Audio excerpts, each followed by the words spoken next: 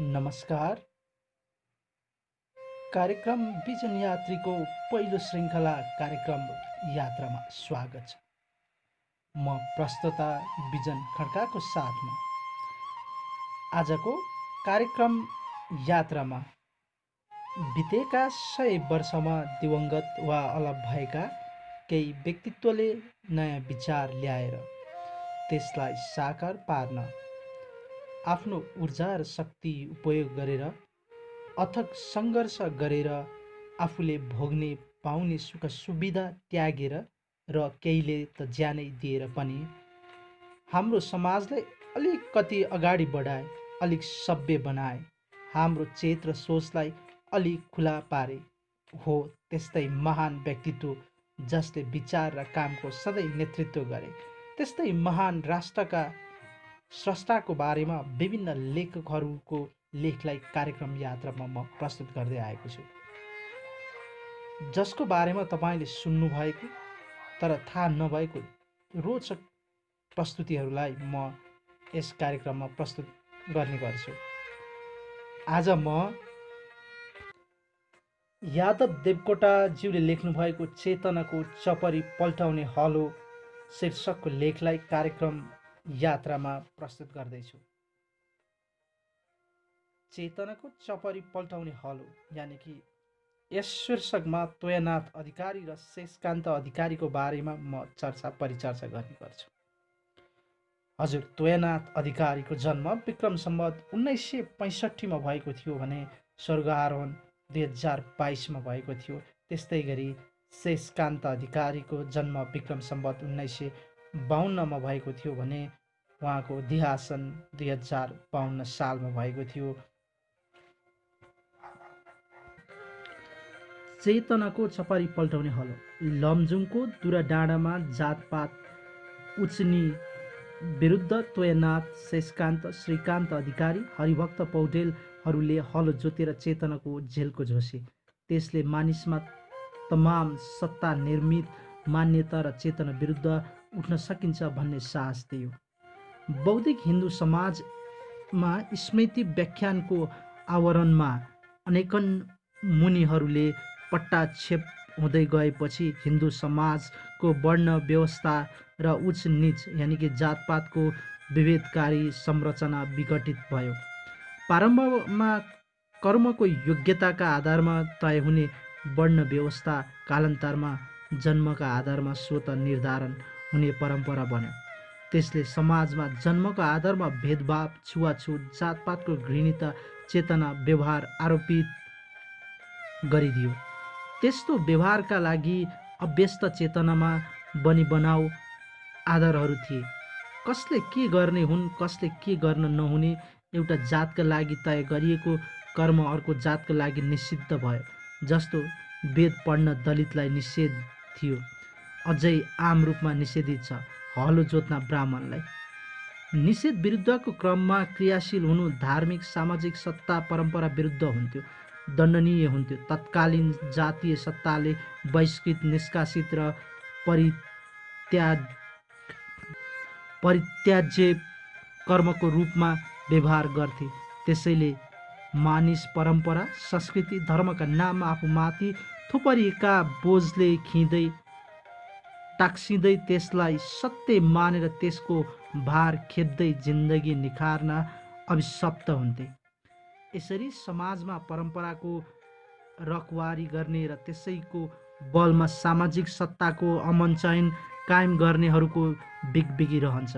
अर्कोतिर धार्मिक सामाजिक सत्ताको आदेश लगाएर जनसाधारणको जीवनको शान्ति, सुख, अमन-चयनमा लुट मचाएर गरी खाने मानिसको जिन्दगीलाई अशान्त र अत्यास लाग्दो बनाउनेहरू विरुद्ध चेतनाको झिल्को बाँड्न जुनसुकै स्तरको बलिदानीको लागि तयार चेतना दूतको उपस्थिति पनि समाजमा भइरहेको हुन्छ। ढिलो चाँडो मात्रै हो। अन्धकार विरुद्ध चेतनाको दियो सल्काउने कठिन परम्परा, सत्ताबन्धन विरुद्ध दृढतापूर्वक उभिने र मानिसमा नयाँ उत्साह, सपना, बाटो देखाउने हिम्मत गर्नेहरूको गर्जो समाजलाई कहिले पर्दैन। लमजुङ दुराडाँडामा 2006 सालमा ब्राह्मणहरूले सामूहिक रूपमा सञ्चालन गरेको हलो जोत्ने अभियान रूढ परम्परा विरुद्ध साहसिक विद्रोह थियो। दुराडाँडामा पण्डित तोयनाथ अधिकारी, शेषकान्त अधिकारी, हरिदास अधिकारी, हरिभक्त पौडेल लगायतले विक्रमसम्म 2003 तिरै हलो जोत्ने बारे मतो गरेका थिए। तोयनाथ आफ्नो समयका नामी आयुर्वेद चिकित्सक थिए। शेषकान्त भैरवा बेथरी अमिनीमा लप्टन भई भीम शमशेरको कोपभाजन भएर जेल परिवारी जुद्ध शमशेरको पालामा रिहा भई आएका बुजुर्ग थिए। गाउँका अन्य अगुवाहरू, मुखिया, हरिदास, हरिभक्त समेत भई उनीहरूले त्यही मतोलाई अघि बढाउने सिलसिलामा जनचेतना बढाउन 2003 सालदेखि लगातार 1 वर्ष गाउँमा श्रीमद् भगवत पुराण लगाए। त्यसैको माध्यमबाट अन्याय, अत्याचार, कुरीति विरुद्ध चेतना फैलाए। हलो जोत्ने मतोलाई व्यवहारमा उतार्न शास्त्रको विविध विधि विद्वान अध्ययन गर्ने जिम्मा तोयनाथलाई, समाज व्यवहार मिलाउने जिम्मा हरिदासलाई, समन्वय र व्यवस्थापनको जिम्मा शेषकान्त र कानुनी पक्षको जिम्मा हरिभक्त विन्यास गरियो। 2005 फागुनमा हरिदासको निधन भएपछि केही सुस्ताएको अभियानले 2006 साउन 11 दुराडाँडाको बाटेगरामा मूर्त रूप लियो। तोयनाथले सुरु गरेर 27 जना ब्राह्मणले एकपछि अर्को गर्दै सामूहिक रूपमा हल जोतेर रूढ परम्परा विरुद्ध जागरणलाई पहिलो पटक आकार दिए। हलाकर्षण अभियान दुराडाँडाका बाहुनहरू सामेल भएपछि स्थानीय स्तरमा चर्काचर्की, सामाजिक बहिष्कार, कविता र गीतमा आरोप प्रत्यारोप चल्न थाल्यो। दलितले समातेको, अनौ छोएको भन्दै छिछि दूर गर्न थालियो। सार्की र घरतीहरूले मात्रै हलो जोत्ने प्रचलन थियो। हलो जोत्नेहरूको विरुद्ध झ्याली पिटाएर उनीहरू दलित सरा भएको घोषणा स्थानीय कट्टरपन्थी ब्राह्मण समाजले गरे। भात पानी नचल्ने गराइयो। रूढिवादीहरूले परम्परा, रीतिथिति, संस्कृति विकृति पारेको भनेर कारबाहीको माग गर्दै राणा सरकार समक्ष चुक्ली पठाए। जो छोरी बुहारी घर माइत गएका थिए उनीहरू उतै रहे, कोही आउन जान पाएनन्। 1.5-2 वर्षपछि घर माइत जान पाउन थालेपछि समेत भान्सामा बन्देज गरियो। कसैले छोरी बुहारीलाई भान्सामा लग्यो कि भनेर चियो चर्चा गर्थे। अधिकारी मित्र कुमारी ससुराले हलो जोतेकोले माइतीको भान्सा छिर्न दिएनन्। सेतो पाटी बौद्धिक आयहरूमा हलो जोत्नु कुनै अपराधजन्य कर्म थिएन। परस्मृति हलवेदकरणले ब्राह्मणले हलो जोत्न हुने भनाइ राखेको, मनुस्मृतिले समेत ब्राह्मणहरूले हलो जोत्न हुने भनाइ राखेको भन्दै तोयनाथ लगायत परम्परावादीहरूको लाञ्छना, आरोप र निन्दालाई शास्त्रकै आदेश लगाएर प्रतिवाद गरेका थिए। दुराडाँडाको हलो क्रान्तिको बदख्वाई गर्ने दुराडाँडाकै कोइराला फाँटका कोइरालाहरू, बरवाटाका खनियाहरू, पछि बडा गुरुज्यू समेत भएका जुन नाथ, पण्डित तीर्थराज, उमानाथ, नरनाथ आचार्यहरू धार्मिक विश्वासमा आधारित रूढिग्रस्त चेतमा अडेस लगाउने कोसिस गरेका देखिन्छन्।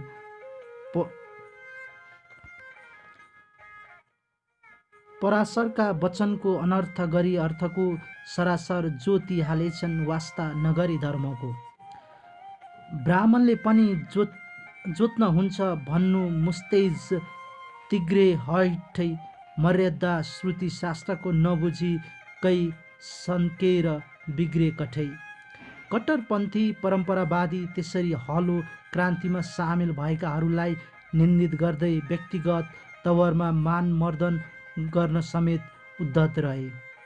शेषकान्त, लप्टन, हरिभक्त, तिग्रे, तोयनाथ, पण्डित, हलो ज्योति बिग्रे, यसरी कविता मार्फत पनि केही परम्परावादीहरूले यसको विरोध पनि गरेका थिए, तर उनीहरू आफ्नो काममा पनि अडिग रहे।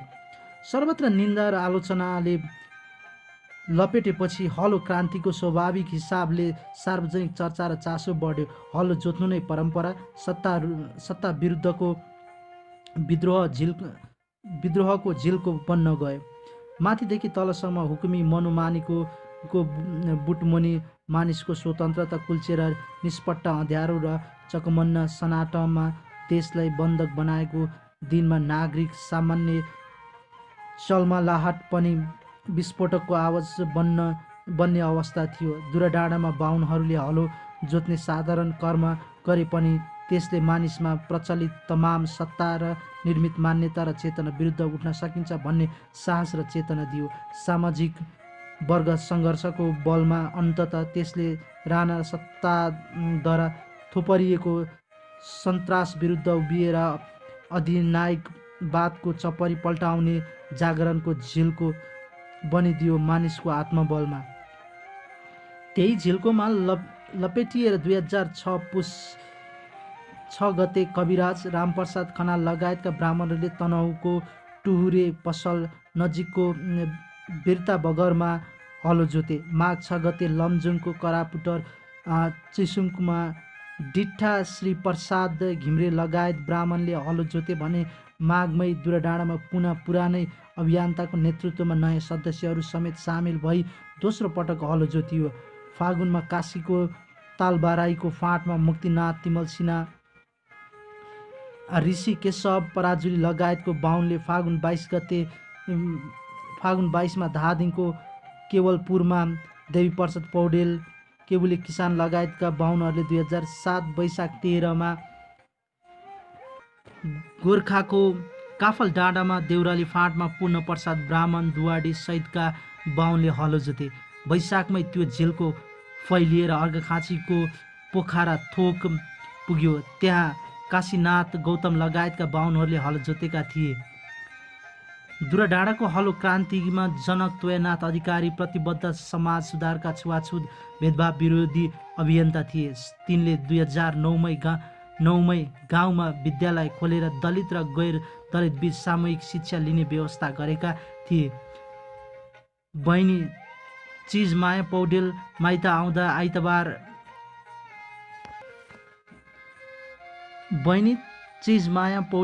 आउँदा आइतबहादुर सार्कीलाई कोसेली भारी बोकाएर घर पठाए। सार्कीलाई बोकाएको कोसेली ल्याएको भनेर चिजमाया घरबाट निकालिन् र बाँकी जिन्दगी माइतमै बसेर गुजार्न बाध्य भइन्। यसरी उनीहरू पनि हलो क्रान्तिमा सामेल भए। लमजुङको दुराडाँडाबाट जातपात भेदभाव उच्चनी विरुद्ध तोयनाथ शेषकान्त श्रीकान्त अधिकारी हरिभक्त पौडेलहरूले झोसेको चेतनाको झिल्को क्रान्तिको स्वरूप धारण गरेर देशव्यापी रूपमा प्रज्वलित हुन थाल्यो। शताब्दीौँदेखि जमेर बसेको चेतनाको बाँझो पाखोलाई तिनले अद्रव्य सहस र विद्रोहको फाली गाडेर एकाएक चप्परी पल्टाउँदै खुकुल्याए। किसानलाई सजिलो पार्ने, श्रमप्रति सम्मान गर्ने र छुवाछुत विरुद्ध चेतना फैलाउने झिल्कोको रूपमा हलो क्रान्तिकोले ठुलो भूमिका भयो। त्यसबाट झस्किएको राणा सरकारको आफ्ना रैथाने र चाकरीदार मार्फत प्राप्त चुकुलीलाई आधार बनाएर दुराडाँडामा हलो क्रान्ति भएको वर्ष दिन पुगेकै दिन 2007 साउन 11 का साँझ तोयनाथ शेषकान्त र श्रीकान्तलाई गिरफ्तार गर्यो। लेफ्टिनेन्ट यमबहादुरको नेतृत्वमा गएको मिलिसियाले उनीहरूलाई दुराडाँडाबाट पोखराको बडा हाकिम धनशमशेर कहाँ पुर्यायो। थुनुवा पुर्जीबिन हिरासतमा राखियो। पुर्जी बेगर अन्न पानी नै नखाने भनी अनसन बसेर उनीहरू 48 घण्टापछि हाजिरी जमानतमा छुटे। आजको चेतनाले हेर्दा ब्राह्मणहरूले हलो जोत्नु कुनै अनौठो र चर्चा योग्य विषय होइन, तर सामन्तवादी रूढी चेतनाले जगडिएको सामाजिक मनोदशालाई कज्याई धर्मले टेको लगाएर बसेको निरङ्कुश सत्ताले ढलिमली गरेको दिनमा परम्परा विरुद्ध उभिनु र अकल्पनीय विद्रोह हुन्थ्यो।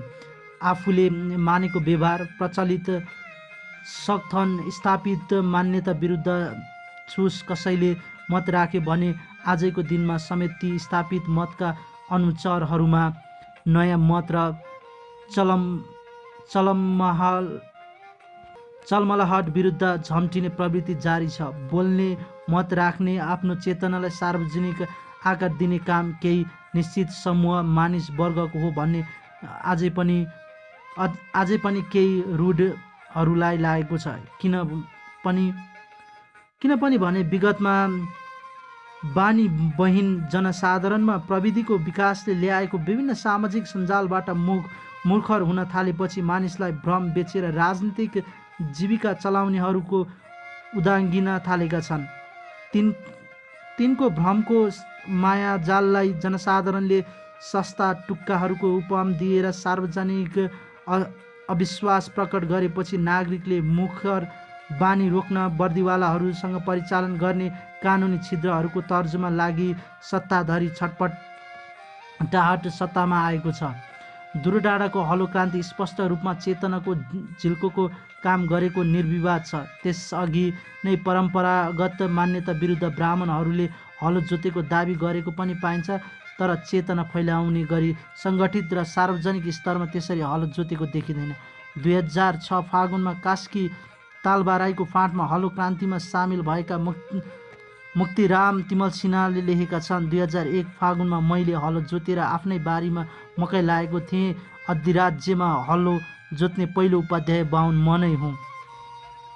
2003 सालमा गोरखापत्रको सम्पादकीय पहाडको कुनै गाउँमा एकजना महिलाले हलो जोतेको विवरण उल्लेख छ, तर ठोस स्थान र परिचय नखुल्नु ती चेतनशील क्रान्तिकारी महिलाबारे थप जानकारी हासिल हुनु सकेन। सम्भवतः राणाकालीन दिनमा ती महिलामाथि पर्न सक्ने सत्ताको कुदृष्टि जोगाउ र सम्पादकले परिचय लुकाएको पनि हुनसक्छ। 2003-04 को गोरखापत्रमा हलो जोत्न सम्बन्धी पाठकपत्र लेख प्रत्युत्तर बाक्लै छापिएको पाइन्छ। गोरखापत्रमा बाहुनले हलो जोत्ने नहुने बारे शास्त्रलाई आधार बनाएर सार्वजनिक बहस चलेको देखिन्छ।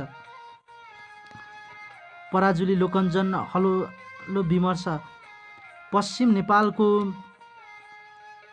अमुक ठेगाना दिएर त्यसरी चलाइएको बहसमा कतै तिनै दुराडाँडाको हलो क्रान्ति अभियन्ताहरूले को संलग्नता थियो भनेर सोच्न बाध्य बनाउँछ। त्यसर्थ पनि कि त्यसरी छापिएको एउटा सामग्री बन्दीपुरको नेवारहरूको नाममा पनि छापिएको देखिन्छ। नाममा पनि फागुन 1, 2004 मा छापिएको देखिन्छ। नेवारहरूले पनि हलो जोत्न पाउनु पर्ने भन्दै ब्राह्मणले हलो जोत्ने कामलाई कुनै दिनमा राज्य, समाज र धर्म अधिकारीहरूले अपराध, पापको रूपमा परिभाषित गरेका थिए। त्यो व्यवहार र परिभाषा विरुद्ध राणाहरूले सत्तामा ढलिमली गरेको दिनमा उभिनु र चान्चुने काम थिएन। उसै पनि राणाहरू आफूलाई लमजुङ र कास्कीको महाराज बनाउँथे। त्यहाँको व्यवस्था रत्तीभर तलवितल पार्नु राणाहरूको आफ्नो अहममाथिको हमला सम्झन्थे। हलो क्रान्तिका चेतना दूतहरूमा भने परम्परा, धर्म, राणाहरूको र त्यो हुकुमी जन्जिरको खतरा कतिसम्म थियो भन्ने दुराडाँडाको हलो क्रान्तिको एकजना अभियन्ता श्रीकान्त अधिकारीका यी बुझाइले सङ्केत गर्छ। सदियौँदेखि जमट भएका संस्कारको बाँझो छिचोलेर चेतनाको बत्ती बाल्छौँ भन्ने हिसाब राखेर नै एउटा चुनौतीपूर्ण घडीमा हलो क्रान्ति हुन गएको थियो। माथि हुकुमी राणा शाहीको कुरसत्ता थियो भने गाउँ गाउँमा तिनका जरा, ठालु, शेषक, जिमलवाल, तालुकदार, फटाहरू र तथाकथित पुरोहित, पण्डित र छिचोल लिन सक्नु हैकम थियो। बीचमा स्थानीय हाकिम, बडा हाकिमहरूको प्रशासन थियो, जसले गर्दा परिवर्तनको हिसाबमा र नयाँ चेतनाको हिसाबमा कसैको चुसम्म गर्ने सामर्थ्य हुँदैन थियो। सदैव गोर्खे लौरी पर्ने खतरा हुन्थ्यो। तिनै चेतना दूतहरूको भेदभाव र कुप्रथा विरुद्ध आफूलाई ब्याउने हिम्मत गरेकैले नेपाली समाजमा एउटा रूढ परमको चेतना ढल्यो। ब्राह्मणहरूले हलो जोत्नु अपराध होइन, यो त हाम्रो जस्तो आकाशी पानीको भरमा खेती लगाउनु पर्ने किसानको लागि जिन्दगी सजिलो बनाउने सामूहिकता हो भन्ने प्रमाणित गरे। साथै कुनै पनि कर्म जन्मेकै आधारमा कसैको लागि पनि स्वत निषिद्ध वा विशिष्ट हुँदैन भन्ने चेत पनि हलो क्रान्तिले परिशीलन गर्यो। हस्त कार्यक्रम यात्राको आजको श्रृङ्खलालाई म यहीँ बिट मार्दै यहाँहरूमाझ फेरि अर्को साता अर्को कार्यक्रममा भेट हुने आशा गर्दै यहाँहरूमाझ बिदा हुन्छु। यहाँहरूको दिन शुभ रहोस्। जय नेपाल। नमस्कार।